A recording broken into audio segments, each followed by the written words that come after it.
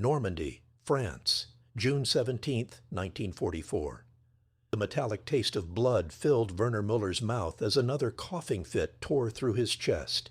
He pressed his fist against his lips, trying to muffle the sound, but it was useless. In the darkness of the foxhole, 3 meters deep and barely wide enough for 2 men, the wet, rattling cough echoed like a death sentence. Beside him, Corporal Schmidt shifted uncomfortably, moving slightly away. A gesture so small, so instinctive, yet so devastating in its meaning. Everyone knew, everyone had known for weeks. The persistent cough that wouldn't stop, the night sweats that soaked through his uniform, the weight falling off his frame until his belt required 2 extra holes, the dark spots on his handkerchief that he tried to hide but couldn't. Tuberculosis. Werner's fingers trembled as he wiped his mouth, feeling the warm dampness he didn't need light to identify. Above ground, the thunder of American artillery grew closer, each explosion shaking loose dirt from the foxhole walls. But the enemy outside wasn't what terrified him anymore.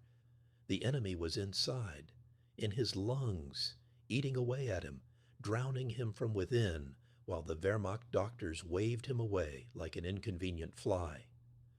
"You should be in a hospital," Schmidt whispered, his voice barely audible over the bombardment. Werner almost laughed, but knew it would trigger another coughing fit. Hospital, as if such places still existed for men like him, as if the Reich had medicine to spare for a junior officer dying of a disease the propaganda posters claimed didn't afflict pure Aryan blood. The irony wasn't lost on him. 4 years ago, standing in that Munich beer hall with his university friends, he'd believed every word. The restoration of German greatness, the superiority of their people, the weakness of their enemies. Now, huddled in French mud, drowning in his own blood, waiting for an enemy who supposedly shot prisoners on sight, Werner Muller wondered if he'd ever believed in anything real at all. 8 months earlier, Eastern Front, October 1943. The first time Werner coughed blood, he was standing inspection with the 18th Infantry Division outside Smolensk. The morning was crystalline cold, the kind that made your breath visible and your lungs ache with each inhalation. When the cough came, sudden and violent, he'd managed to turn his head away from the commanding officer. But the dark spatter on the frozen ground told its own story. Regimental Dr. Hauptmann Keller examined him for exactly 4 minutes. "How long?" Keller asked, not looking up from his paperwork. 3 weeks, maybe 4. "Night sweats?" "Yes, sir." "Weight loss?" 7 kilograms, sir." Keller finally looked at him, and Werner saw it immediately. Not sympathy, not medical concern, but calculation. The mathematics of triage. The cold assessment of expendable resources. "There's nothing I can do," Keller said flatly. "We're rationing morphine for amputations. Sulfa drugs are reserved for combat wounds. Do you understand what I'm saying, Lieutenant?" Werner understood perfectly. In the German army's hierarchy of suffering, a dying tubercular officer ranked somewhere below a lame horse. "But, sir, there must be—" "There is no treatment available, not here, not anywhere on the Eastern Front." Keller's voice dropped lower. "Between us, not in Berlin either. The wonder drugs you've heard about in the propaganda, streptomycin, the American miracle, we don't have them. We never had them.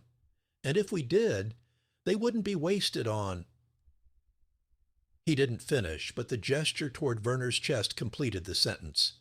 "On tuberculosis, on weakness, on failure to embody the perfect Aryan soldier." "How long do I have?" Werner asked. Keller shrugged. "Without treatment, 6 months, maybe 12. Maybe you'll get lucky and a Soviet bullet will find you first." It was meant as dark humor, the kind that soldiers used to cope with the uncaring machinery of war. But Werner didn't laugh. He walked out of that medical tent understanding something fundamental, the Reich that had promised to make Germany great again, that had sworn to protect its people, that had built an empire on the mythology of Aryan supremacy, that Reich considered him already dead. The disease progressed exactly as Keller had predicted, which was somehow worse than if it had been sudden. Each morning, Werner woke weaker. Each night, his uniform was soaked through with sweat. Each meal, his appetite diminished. By February, his ribs were visible through his skin. By March, climbing stairs left him breathless. By April, he couldn't remember what it felt like to take a full breath without pain. He tried to hide it. God, how he tried. He timed his coughing fits for when he was alone. He wore extra layers to hide the weight loss. He volunteered for desk duties, claiming his experience was better used in planning than in the field. His superior officers accepted this fiction with barely concealed relief. Better to have him filing reports than collapsing in front of the troops. But the other soldiers knew. They always knew. The way they stopped sharing cigarettes with him. The way they made excuses not to sleep in the same barracks. The way conversations died when he entered a room. Tuberculosis was contagious, and fear was even more so. Private Hoffman, barely 18 years old, had asked him once, "Sir, why don't you go to the hospital in Berlin? My uncle had lung trouble, and they fixed him right up." Werner had wanted to tell him the truth, that his uncle probably had pneumonia, not tuberculosis, that the hospitals were overflowing with wounded soldiers from two fronts. That Nazi ideology couldn't stomach admitting their perfect German soldiers could die from something as pedestrian as a bacterial infection, that the propaganda machine had convinced everyone that tuberculosis was a disease of poverty and inferiority, not something that could strike down a commissioned officer from a good Munich family. Instead, he'd said, "I'm needed here, soldier. The Reich requires all of us at our posts." The lie tasted worse than the blood in his mouth. June 17, 1944, the encirclement.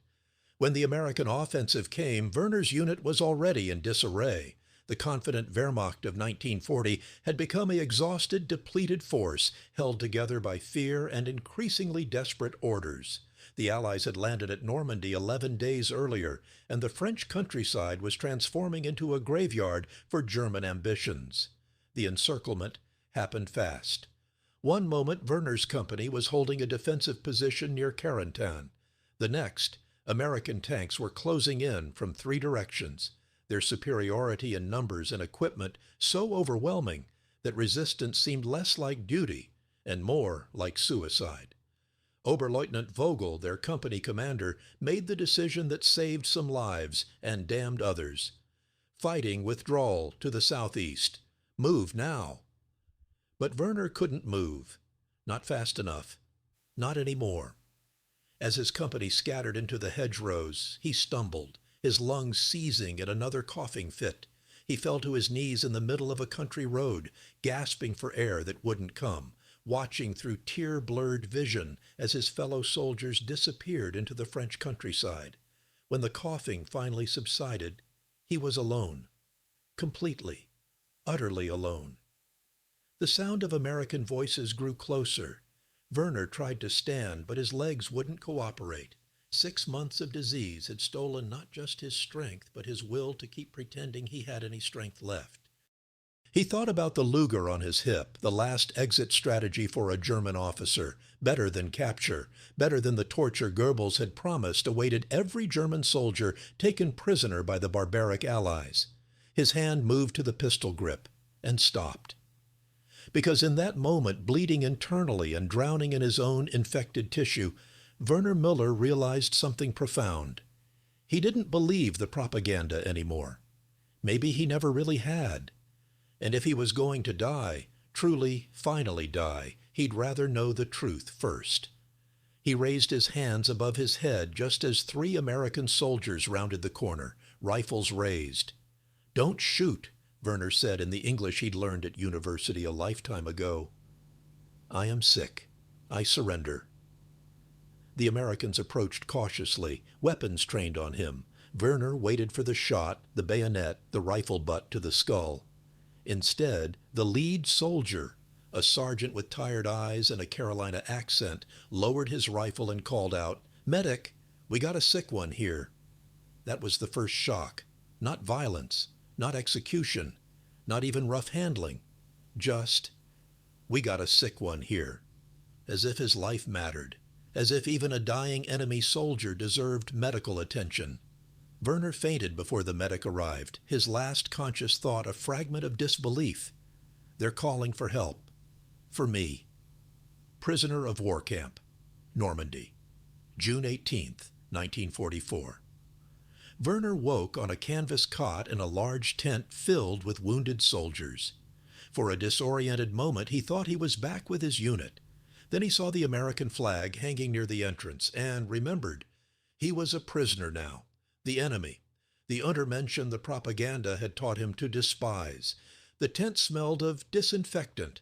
Actual disinfectant, not the watered-down substitute the Wehrmacht had been using for months. Clean bandages covered the wounded. Medics moved between cots with purpose and supplies. Real supplies, morphine, sulfa powder, plasma. Things Werner had barely seen in the last year of his service. A soldier in the next cot was German too, his left arm bandaged from shoulder to fingertips. He caught Werner staring at the abundance around them. "I know," the soldier said quietly in German. "I've been here 2 days. I keep thinking I'm dreaming." Before Werner could respond, an American doctor approached, tall, gray-haired, with the weary competence of a man who'd seen too much suffering to waste time on ceremony. "Werner Muller?" the doctor asked, consulting a clipboard. His German was accented but clear. "Yes, sir." "I'm Dr. Harrison. I'm going to examine you now. When did the cough start?" The question was so direct, so medical, so completely devoid of judgment, that Werner found himself answering honestly. "October, maybe earlier. I'm not certain." "Blood in your sputum?" "Yes." "Night sweats?" "Yes." "Difficulty breathing?" "Always now." Dr. Harrison nodded, unsurprised. He placed a stethoscope, cold metal, the shock of it making Werner flinch, against his bare chest. "Breathe in. Slowly." Werner tried. The breath caught, stuttered, dissolved into wheezing. Again. Another failed attempt at a full breath. Dr. Harrison's face remained professionally neutral, but Werner saw the diagnosis in his eyes even before the doctor spoke. "You have tuberculosis, advanced stage. Your right lung has significant damage, and the left is compromised. I'm surprised you were still in active service." "I had no choice, sir." "No," Harrison said quietly, removing the stethoscope. "I don't suppose you did." He made notes on the clipboard, and Werner waited for the death sentence, for the polite version of what Hauptmann Keller had told him 8 months ago. "There's nothing we can do. You're going to die. Try not to infect anyone else while you're at it." Instead, Dr. Harrison said, "We're going to do a chest x-ray this afternoon. I want to see the extent of the damage. Then we'll start you on streptomycin immediately." Werner stared at him, certain he'd misheard. "Streptomycin? It's a new antibiotic, very effective against tuberculosis. We've had excellent results with it." "But I'm a prisoner." Dr. Harrison looked at him with something that might have been pity, or might have been simple human decency. Werner was no longer sure he could tell the difference. "You're a patient," the doctor said. "Under the Geneva Convention, I'm required to provide you the same medical care I'd give to any American soldier, the same tests, the same treatments, the same standard of care. That's not negotiable, Lieutenant Muller. Not in my medical facility." He walked away before Werner could formulate a response, leaving him staring at the canvas ceiling of the tent, his mind struggling to reconcile what just happened with everything he'd been taught about the enemy. The same medical care, the same tests, the same treatments, for a German officer, with tuberculosis, who'd been shooting at these Americans 11 days ago during the Normandy invasion. The soldier in the next cot was watching him. "Told you," he said. "Like a dream." The X-ray, 3 hours later. They moved Werner to a mobile X-ray unit, an actual X-ray unit set up in a converted truck, with equipment that looked newer than anything he'd seen in German field hospitals. The technician was professional, efficient, explaining each step in careful German. "Stand here, chest against the plate, take a breath and hold it. Don't move." The machine hummed. A flash. "Done." "Results in an hour," the technician said. "Dr. Harrison will discuss them with you." An hour. In the Wehrmacht, getting an X-ray could take weeks if you weren't actively dying, and sometimes even then.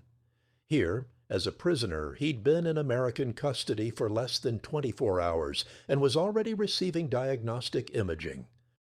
When Dr. Harrison returned with the X-ray films, he clipped them to a light box that seemed impossibly bright after years of German field hospitals operating in perpetual gloom and shortage.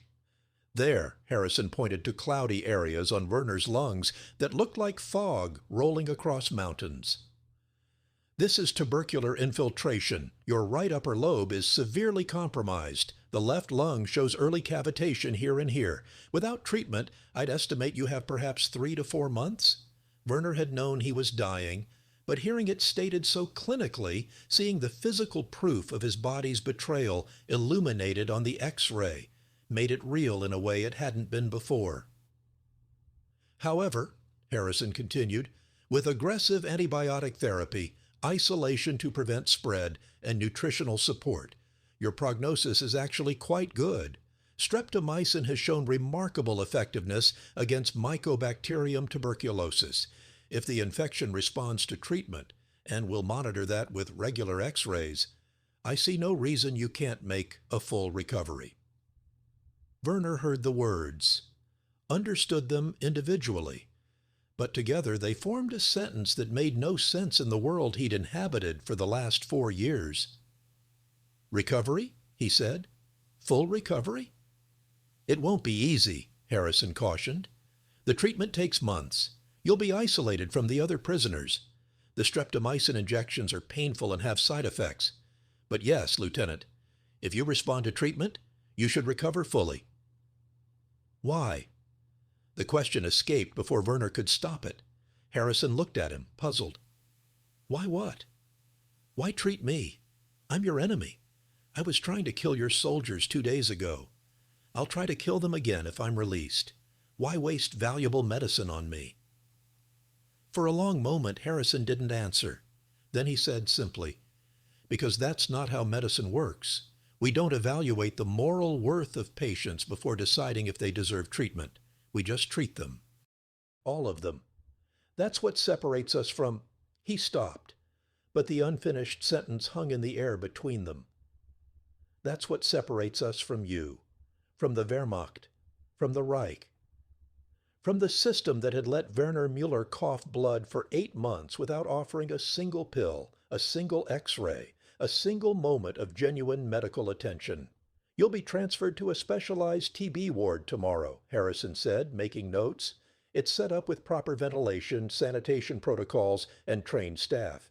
You'll have your own space to minimize contagion risk. Meals will be delivered 3 times daily. High protein, high calorie to help you rebuild strength.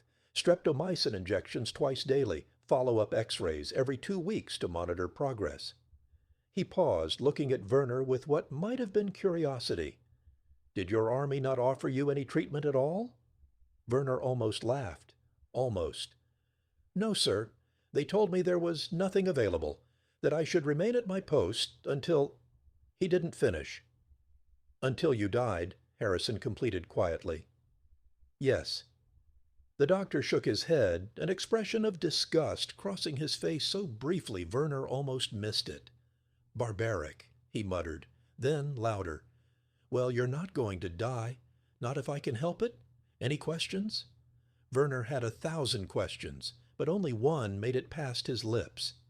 The streptomycin. How much do you have? Enough, Harrison said. We have enough for all the tuberculosis cases we've identified among the prisoners, and the American soldiers, and the French civilians we're treating. We have enough, Lieutenant. That's what proper supply chains and industrial capacity look like.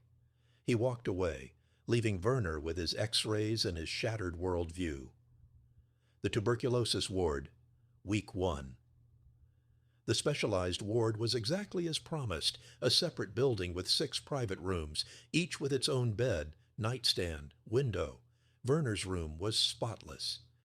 The bed had actual sheets, white, clean, crisp sheets that smelled of soap and sunlight.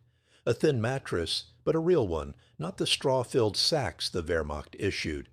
A pillow, a blanket, A pitcher of water and a glass, both clean.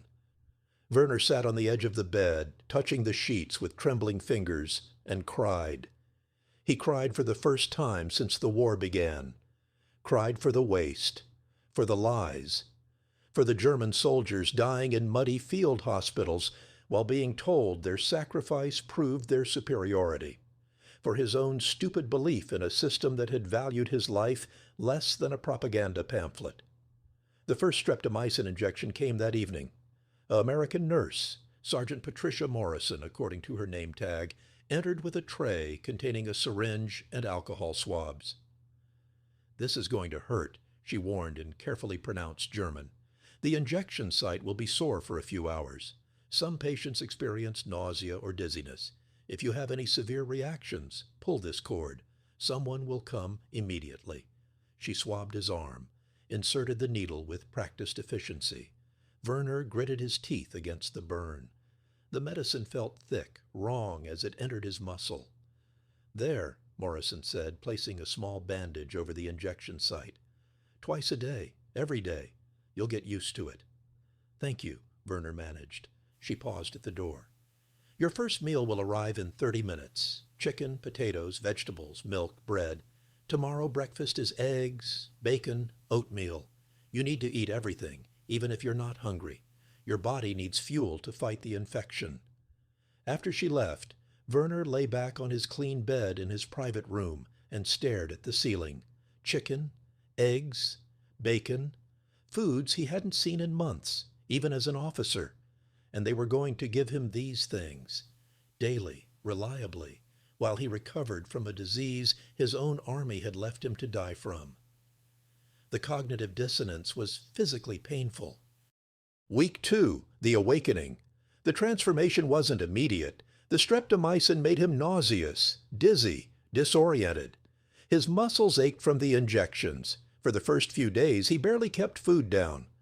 But slowly, so slowly he almost didn't notice, things changed. The night sweats diminished, not gone, but less severe.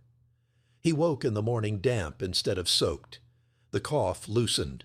The rattling in his chest became less pronounced. He could take deeper breaths without immediately triggering a spasm. His appetite returned. The meals arrived like clockwork. Breakfast at 700 hours, lunch at 1200, dinner at 1800. Each tray loaded with food, real food, fresh bread, whole milk, meat at every meal, vegetables that weren't rotted or frozen, fruit, actual fruit, oranges and apples that seemed impossibly bright and fresh. Werner ate everything, forced himself even when his shrunken stomach protested, and his body responded. Slowly, incrementally, he felt strength returning to muscles that had been cannibalizing themselves for months. By the end of week 2, he'd gained 3 kilograms. The American medical staff monitored him constantly. Dr. Harrison visited 3 times a week to check his progress. The nurses came twice daily with streptomycin injections and once daily to change his bedding. Someone checked his vitals every 6 hours, temperature, pulse, blood pressure, respiratory rate, and recorded everything on charts that hung at the foot of his bed. It was, Werner realized with growing amazement, better medical care than he'd received at any point in his entire life, including before the war. One evening, Sergeant Morrison found him staring out his window at the POW camp beyond. "Penny for your thoughts?" she asked, then seeing his confusion, "Sorry. American expression. What are you thinking about?" Werner considered lying, then decided he was tired of lies. "I'm thinking that I spent 4 years believing you were monsters," he said quietly, "that Americans were weak, decadent, racially inferior, that if we captured any of you, we should show no mercy because you would show us none." He turned to face her. "I'm thinking that everything I believed was a lie, and I was willing to die for those lies." Morrison's expression was unreadable. "A lot of people believe those lies," she said finally. "You're not special in that regard. The question is what you do now that you know the truth." She left before he could answer, but the question haunted him through the night. Week 4. Conversations with the dead and dying. The TB ward held 6 patients.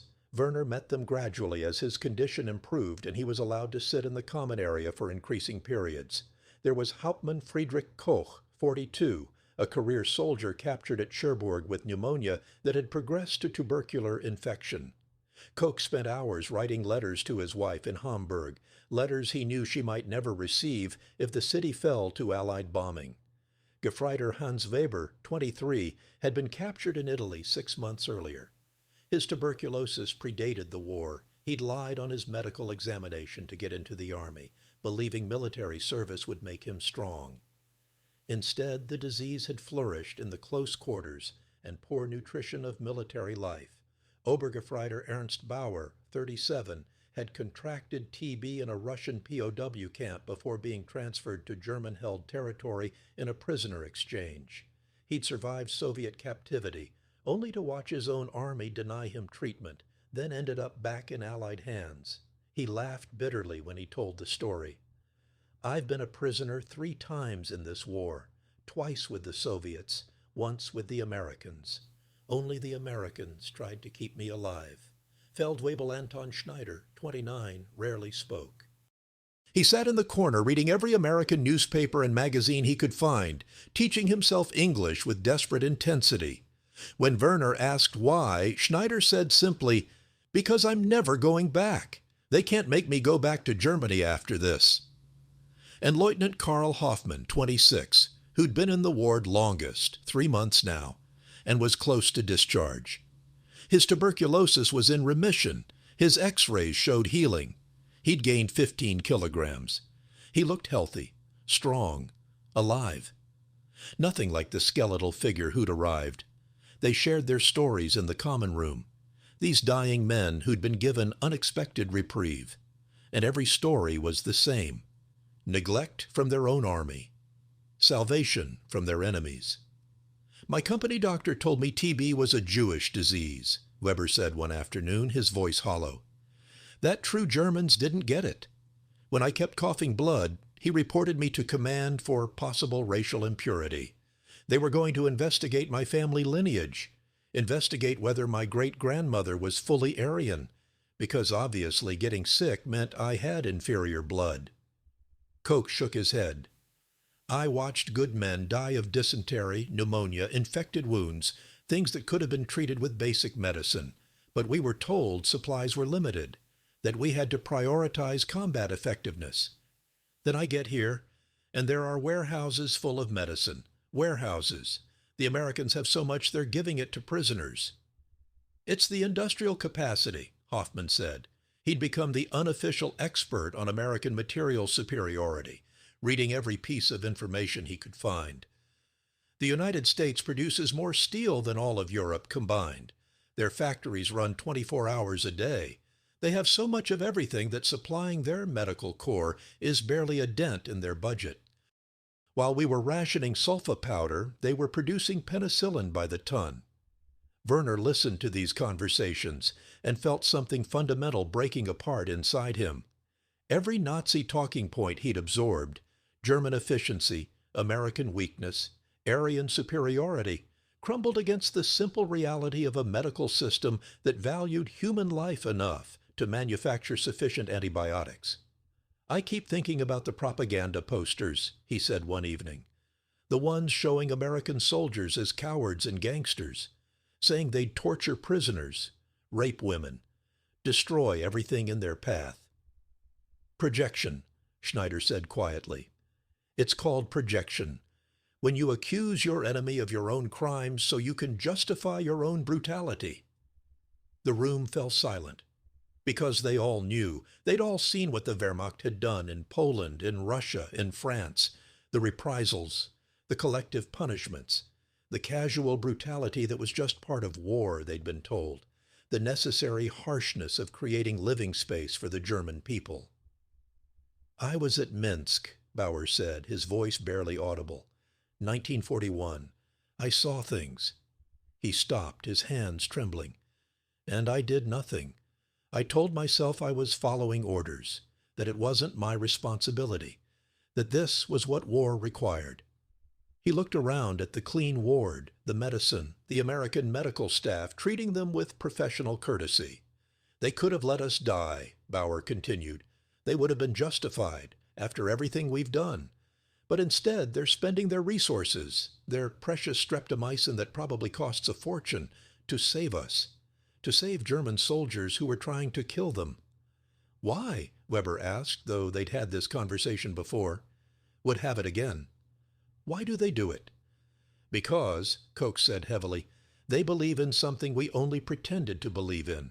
Human dignity, the value of life, the rules of civilized warfare.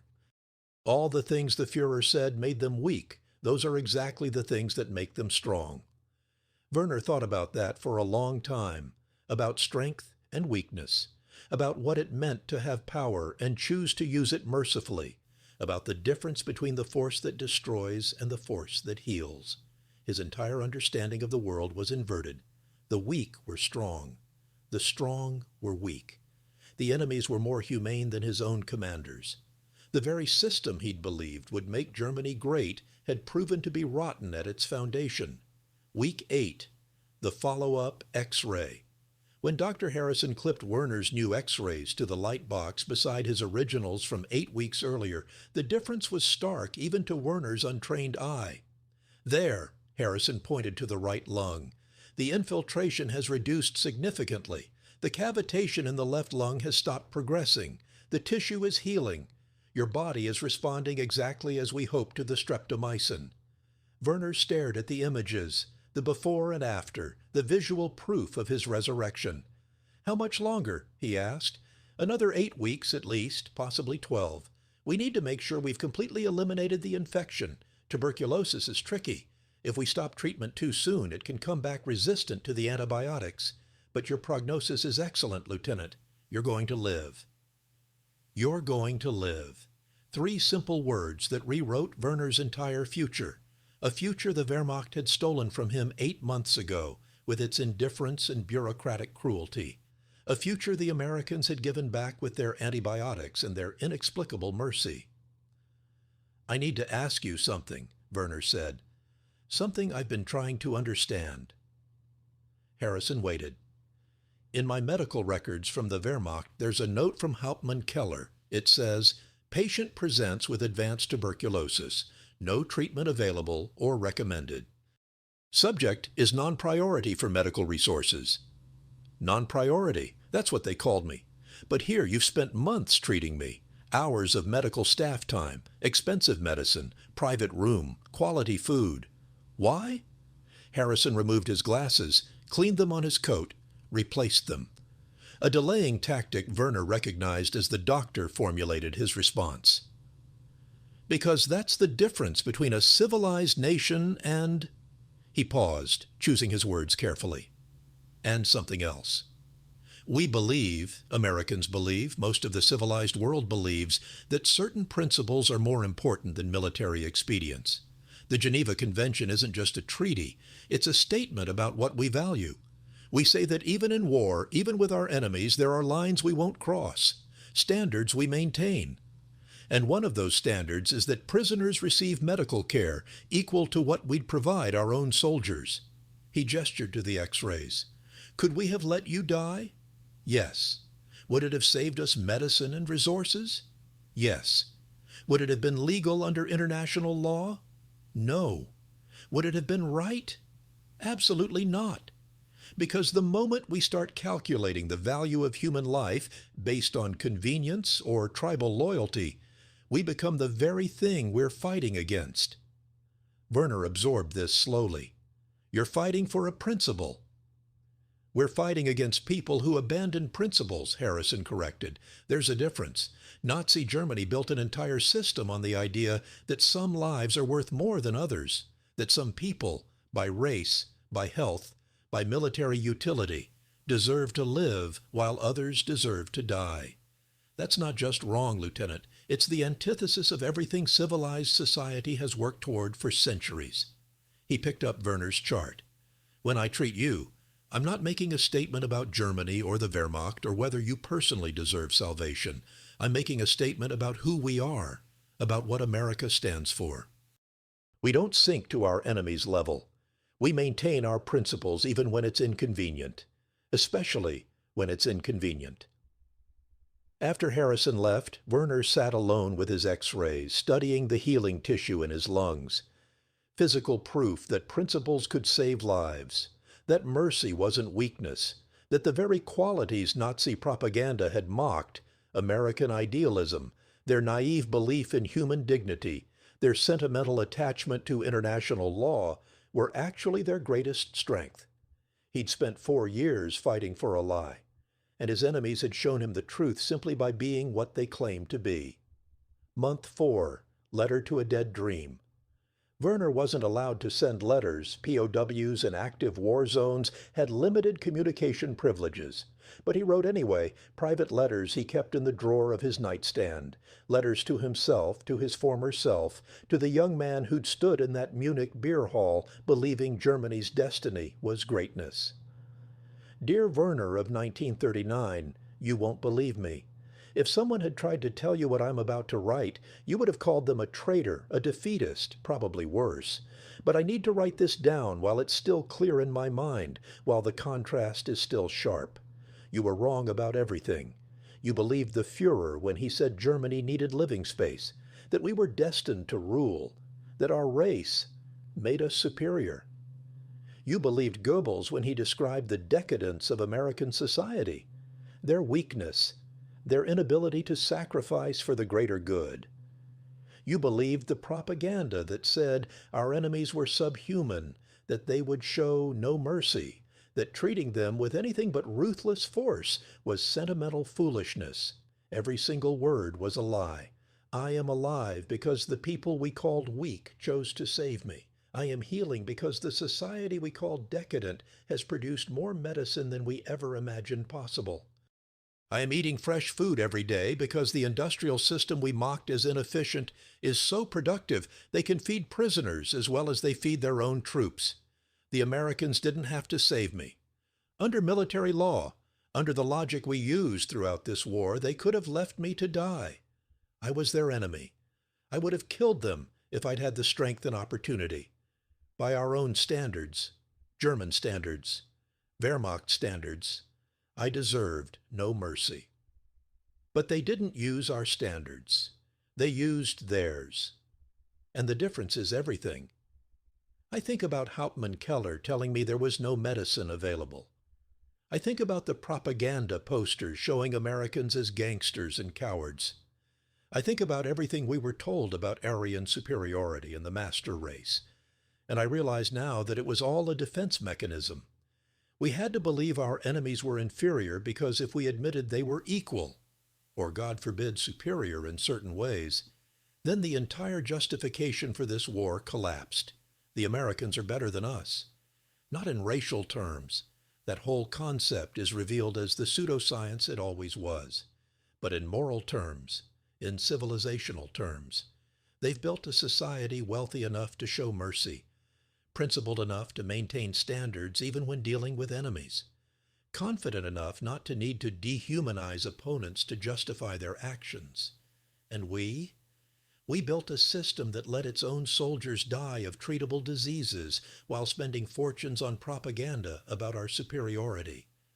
We created an empire that measured human worth by racial purity and military utility. We became so obsessed with strength that we lost sight of what strength was actually for. True strength, I've learned, isn't the ability to crush your enemies without mercy.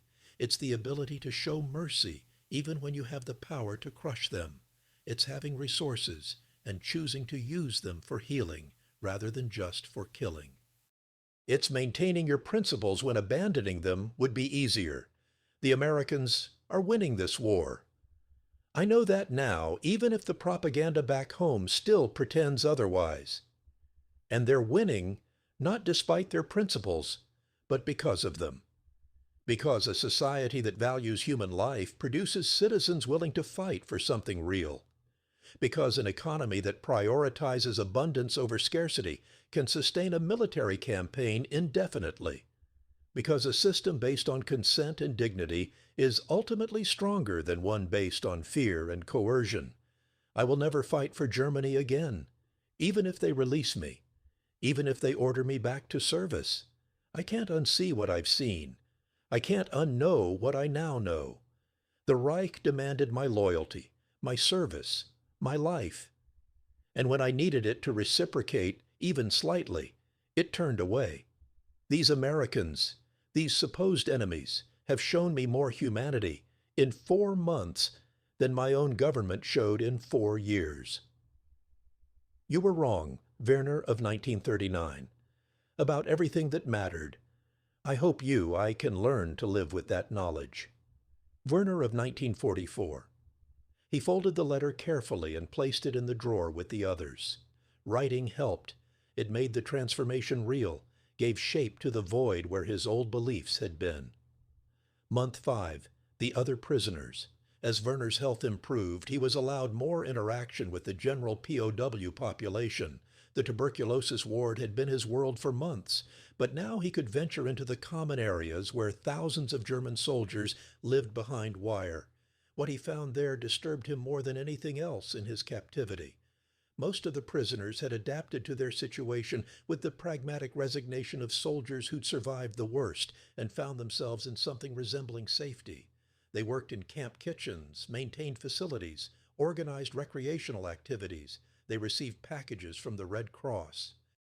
They played cards, wrote letters, attended classes taught by other prisoners.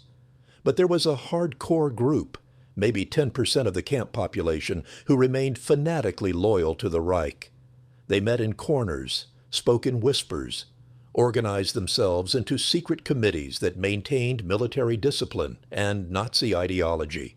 They identified collaborators, intimidated prisoners who spoke positively about their captors, and maintained a shadow system of punishment for anyone who violated their unwritten codes. Werner encountered them in his 3rd week of general population access. A young Oberfeldwebel named Richter approached him in the mess hall. "Lieutenant Muller," Richter said, his voice low and urgent. "A word, please." They moved to a quiet corner. Richter's eyes kept darting around, checking for American guards. "We've been watching you," Richter said. 4 months in the medical ward, private room, special treatment. You've gained weight while the rest of us eat prisoner rations. Some of the men are asking questions." Werner felt the old instinct to defend himself, to deny anything improper. Then he remembered. He had nothing to defend. He'd received medical treatment for a fatal disease. There was no shame in that. "I had tuberculosis," he said flatly. "The Americans treated it. I'm recovered now." Tuberculosis. Richter said the word like an accusation. A disease of the weak, of the racially impure. And the Americans gave you special treatment for it. Why? Because they follow the Geneva Convention, because they provide medical care to prisoners regardless of, so you're collaborating with them. The accusation hung in the air between them. Werner looked at this young sergeant, probably 22 or 23, still full of the propaganda he'd been fed since childhood, and felt only sadness. "Collaborating," Werner repeated, "by accepting medical treatment for a disease my own army left me to die from." "That's your definition of collaboration? You speak well of them. Other prisoners have heard you. You tell stories about American medicine, American supplies, American principles. You undermine the Führer's—" "The Führer," Werner interrupted, his voice rising, "doesn't care if you live or die. None of them do. I spent 8 months coughing blood while Wehrmacht doctors waved me away because they didn't have medicine to spare for a dying officer. 8 months, Richter. And in 4 months of American captivity, I've received more medical attention than in 4 years of German service." Richter's face hardened. "You're a traitor to the Reich." "The Reich," Werner said quietly, "is a lie. Everything they told us was a lie, and I have the X-rays to prove it." He walked away, aware that he'd made an enemy. But he was surprised to find he didn't care. The opinion of Nazi true believers no longer mattered to him. Their reality and his no longer intersected. Month 6, the American perspective. Sergeant Morrison found him sitting alone in the exercise yard one afternoon, staring at nothing. "You look troubled," she said, sitting down beside him without asking permission. Werner had grown comfortable with Morrison over the months. She was 32, from Oregon, a trained nurse who'd volunteered for military service after Pearl Harbor. She treated German prisoners with the same professional courtesy she showed American soldiers, which still amazed him. "I'm thinking about divided worlds," he said. "There are men in this camp who still believe in the Reich, who think Germany will win, who consider me a traitor for accepting medical treatment from you. And I look at them and wonder, was I like that? Just months ago? Was I that blind?" Morrison considered this. "Probably," she said. "Most people are, in one way or another. We all live in bubbles of our own belief systems. It takes something dramatic to pop them. Like dying of tuberculosis and being saved by your enemies. Like that, yes." She smiled slightly. "You're not the first, you know. We've seen this pattern with lots of prisoners. They arrive expecting brutality based on what their propaganda told them. They're shocked by basic humane treatment. It breaks something in them, the cognitive dissonance between what they were taught and what they experience." "How do you deal with it?" Werner asked. "Knowing that most of us would have killed you without hesitation if the situation were reversed?" Morrison was quiet for a long moment. "It's not easy," she admitted. "I've treated German soldiers who probably participated in atrocities, who definitely killed American boys, and I have to provide them the same care I'd give to my own brother. Sometimes I hate it. Sometimes I go back to my tent and cry from the unfairness of it all." "Then why do you do it?" "Because the alternative is worse. If we abandon our principles because our enemies don't share them, then we become them. The only way to prove our system is better is to actually be better, even when it's hard. Especially when it's hard." She stood up, preparing to leave. "You asked if you were as blind as those men who still believe in the Reich. Maybe you were.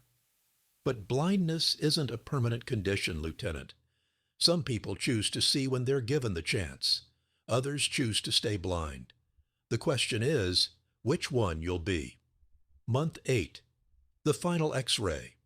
Dr. Harrison's smile was the first thing Werner noticed when he entered the examination room. In 8 months of treatment, he'd rarely seen the doctor smile. "Good news," Harrison said, clipping the latest X-ray to the light box. "Very good news.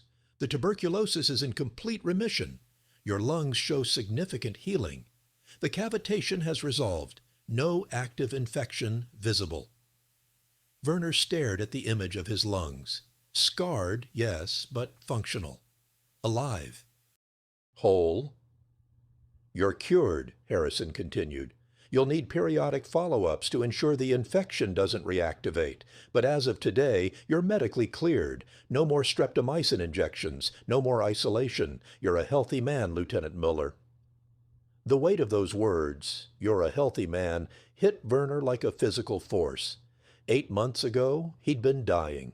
Truly dying, with months to live at best. Now he was healthy, because of a miracle drug manufactured by an industrial economy he'd been taught to mock, administered by medical professionals from a nation he'd been taught to hate, paid for by a system he'd been trained to destroy. "Thank you," Werner said, his voice breaking. "Thank you for my life." Harrison looked uncomfortable with the gratitude. "I was doing my job. The same job I do for any patient." "That's exactly the point," Werner said. "You treated me like any patient, not like an enemy, not like someone whose racial inferiority made them disposable, just like a human being who needed medical care. That's—" he struggled for words. "That's revolutionary." "It shouldn't be," Harrison said quietly. "It should be normal. The fact that it seems revolutionary to you is a testament to how far your country fell." He began packing up Werner's medical files. "You'll be transferred back to the general population tomorrow. Your POW status will be reviewed for possible repatriation when the war ends. Until then, you'll be assigned to work details like the other prisoners. Standard camp regulations apply." "Doctor," Werner said as Harrison turned to leave, "what happens to the German prisoners after the war? Will we be sent home?" Harrison paused. "That's above my pay grade, but I imagine most of you will be repatriated once hostilities cease, and we've verified you're not wanted for war crimes. Some may choose to stay in America if they have special skills or circumstances. It'll depend on individual cases. If I wanted to stay, Werner asked carefully, would that be possible? Harrison studied him for a long moment. You'd have to apply through proper channels. Prove you've renounced Nazi ideology, pass security screenings, show you can contribute to American society. It's not easy, and there's no guarantee. But yes, it's possible. Is that something you're considering? Every day, Werner admitted. Every single day since I arrived here. Month 10. The decision. The war in Europe ended in May 1945, and the camp erupted in complex emotions. Some German prisoners celebrated quietly, relieved the slaughter was finally over. Others wept, unable to accept Germany's defeat. The hardcore Nazis became more radicalized, insisting the war wasn't really over, that secret weapons would still turn the tide, that the Führer had a plan. Werner felt only a strange numbness. The nation he'd fought for no longer existed. The Reich had collapsed. Germany was occupied, divided, devastated. His parents' home in Munich had been destroyed in bombing raids. He'd learned this from a Red Cross letter 3 weeks earlier. He had nothing to return to except rubble and collective guilt. In July, American officials began processing repatriation applications. Each prisoner was interviewed to determine if they posed a security risk, if they were wanted for war crimes, if they had valid reasons to remain in the United States. Werner's interview took place in a small office with Captain Robert Mitchell, an intelligence officer with tired eyes and meticulous notes. Lieutenant Werner Muller, Mitchell read from his file. 26 years old, joined the Wehrmacht in 1939, served on the Eastern Front and in France, no documented war crimes, no party membership beyond mandatory Wehrmacht affiliation. Captured June 1944. Spent 8 months in tuberculosis treatment, now fully recovered. Excellent conduct record during captivity, multiple commendations from medical staff for cooperation and positive attitude. He looked up. Your file is remarkably clean, Lieutenant. Most officers your age have at least some red flags. You seem to have spent most of the war filing paperwork and coughing. The tuberculosis kept me out of combat, Werner confirmed. I requested hospital treatment multiple times. Was denied. Eventually I was too weak to fight, even if they'd wanted me to. Yes, I read Dr. Harrison's report. Quite detailed. He seems to think highly of you. Mitchell leaned back in his chair. So here's the question, Lieutenant. Do you want to go home to Germany, or do you want to stay in the United States? Werner had known this question was coming, had rehearsed his answer countless times. But now, faced with the actual moment of decision, the words caught in his throat. I want to stay, he finally said, if that's possible. Why? Because Germany killed me, and America brought me back to life. Because I can't return to a country that valued my life so little. Because I've learned what a civilized society looks like, and I want to be part of it. Mitchell made notes. Those are emotional reasons. I need practical ones. What skills do you have? What can you contribute to American society? I have a degree in engineering from Ludwig Maximilian University. I speak fluent English. I have 4 years of administrative and logistics experience from the Wehrmacht. I'm healthy, young, willing to work. Engineering, Mitchell said thoughtfully. That's valuable. We're going to need people to rebuild Germany, but we'll also need people here as the country transitions to peacetime economy. What kind of engineering? Civil, structures, infrastructure, urban planning. And you renounce the Nazi Party and all its ideologies? Completely, irrevocably. I renounce everything the Reich stood for. Mitchell studied him. Let me tell you what happens if I approve your application. You'll be transferred to a transition camp. You'll undergo 6 months of intensive screening and education. You'll be monitored constantly. You'll need to find an American sponsor willing to vouch for you. You'll need to demonstrate English proficiency and cultural integration. And even then, there's no guarantee you'll be granted residency. The process can take years. Are you willing to commit to that? Yes, Werner said without hesitation. Absolutely yes. Why are you so certain? Germany is your home, your family, your history, your culture. It's all there. And you want to abandon it for a country you've seen only as a prisoner. Werner thought about how to explain, about Hauptmann Keller's indifference, about 8 months of dying while his own army looked away, about Dr. Harrison treating him like a human being worth saving, about clean sheets and streptomycin injections, and the revolutionary concept that enemy lives had value. I'm certain, he said slowly, because I've learned something important about what home means. It's not just the place you were born. It's the place where you're valued, where your life matters, where the system is designed to protect people, not consume them. Germany was my home by birth, but it was never my home by choice. America gave me a choice, and I choose to stay. Mitchell was quiet for a moment. Then he signed something in Werner's file. Application approved for processing. You'll be transferred to Camp Shanks in New York next month. The transition program will take it from there. No promises, Lieutenant, but you've got a better chance than most. As Werner left the office, he passed a group of German prisoners heading toward the repatriation ship. They looked gaunt, defeated, afraid of what awaited them in occupied Germany. One of them was Oberfeldwebel Richter, the young sergeant who'd called him a traitor months earlier. Their eyes met briefly.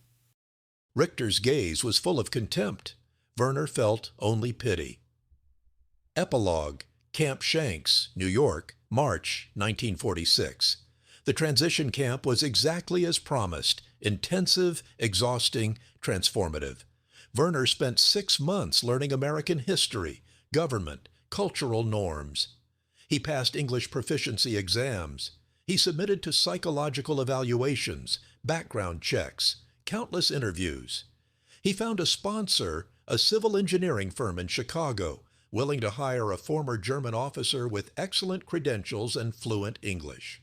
The paperwork took 16 months. 16 months of uncertainty, of not knowing if any given day would be his last in America.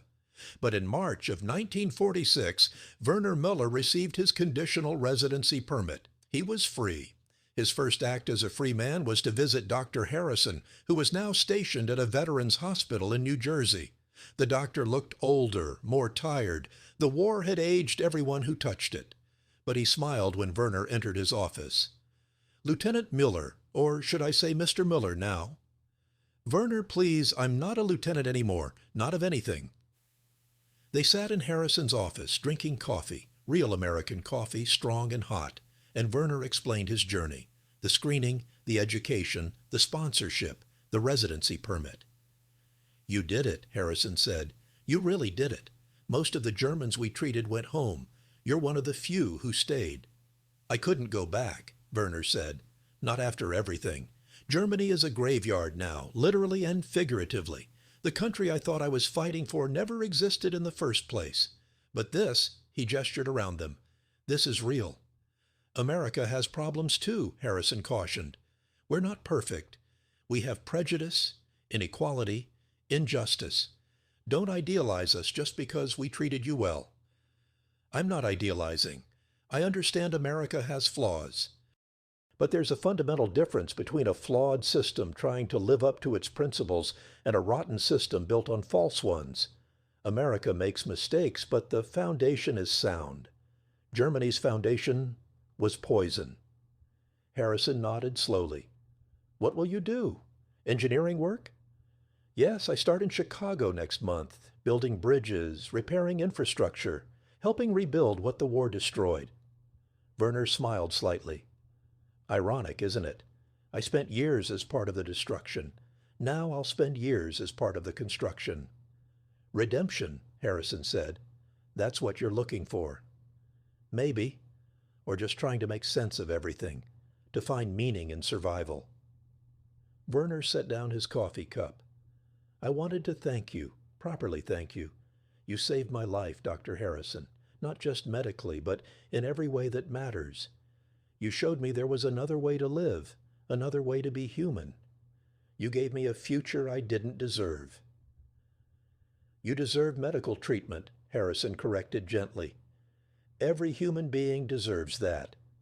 The fact that you think you didn't deserve it is exactly what was wrong with Nazi ideology. They taught you to measure human worth by arbitrary standards. We don't do that here.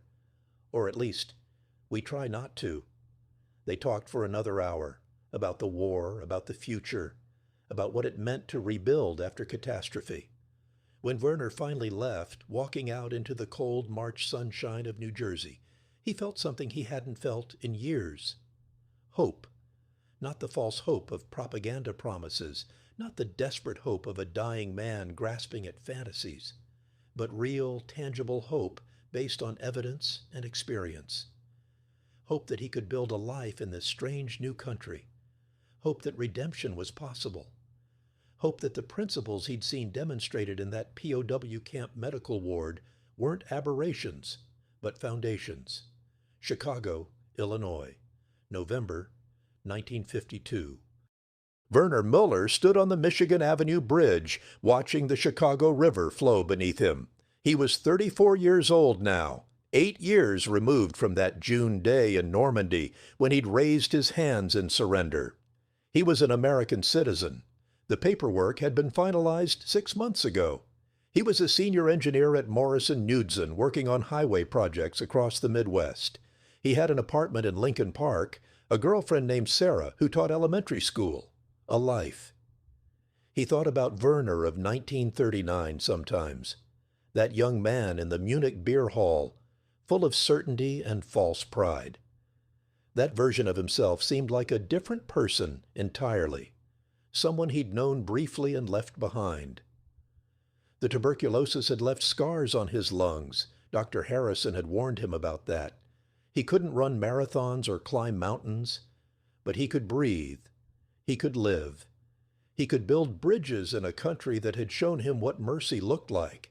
Sometimes former German soldiers recognized him. Chicago had a small community of immigrants from the war years. Most avoided him, uncomfortable with his presence or his choices. A few sought him out, wanting to understand how he'd made the transition so completely. He always told them the same story, about the Wehrmacht doctor who turned him away, about the American doctor who saved him, about the streptomycin injections and the clean sheets and the revolutionary concept that enemy lives had value, about learning that real strength wasn't the ability to destroy, but the ability to heal. Some understood. Others called him a traitor and walked away. Werner had made peace with both reactions. You couldn't force people to see what they weren't ready to see. Transformation required not just exposure to truth, but willingness to accept it. He'd been willing. The tuberculosis had made him desperate enough to let go of his preconceptions. Not everyone had that catalyst. A young couple passed him on the bridge, speaking German. Tourists, probably, come to see the rebuilt America that had emerged from the war's devastation. They looked at the skyline with awe, photographing the buildings that seemed to reach toward heaven. Werner understood their awe. He felt it too, even after 8 years. The sheer abundance of this country, the casual wealth, the infrastructure that worked, the medicine that was available, the food that was plentiful, the system that, despite its flaws, tried to protect rather than consume its people. He'd learned the most important lesson a human being could learn, that the world you're born into isn't necessarily the world you have to live in, that transformation was possible, that enemies could become saviors, that mercy was strength and brutality was weakness, that principles mattered more than propaganda. Germany had taught him to hate. America had taught him to hope, that Germany had been a lie, and America, for all its imperfections, was trying to be something true, that was worth surrendering for, worth living for, worth building bridges for. Werner Muller turned away from the river and walked back toward his office. He had blueprints to finish, structures to design, a future to build. The past was gone, destroyed as thoroughly as the Reich itself. But the future stretched before him, full of possibility, earned through suffering and saved by mercy. He was alive because his enemies had chosen compassion over cruelty, and every bridge he built, every structure he designed, every day he lived was a testament to that choice. The enemy who had saved his life had destroyed his faith in Hitler forever. But in doing so, they'd given him something infinitely more valuable, faith in humanity itself.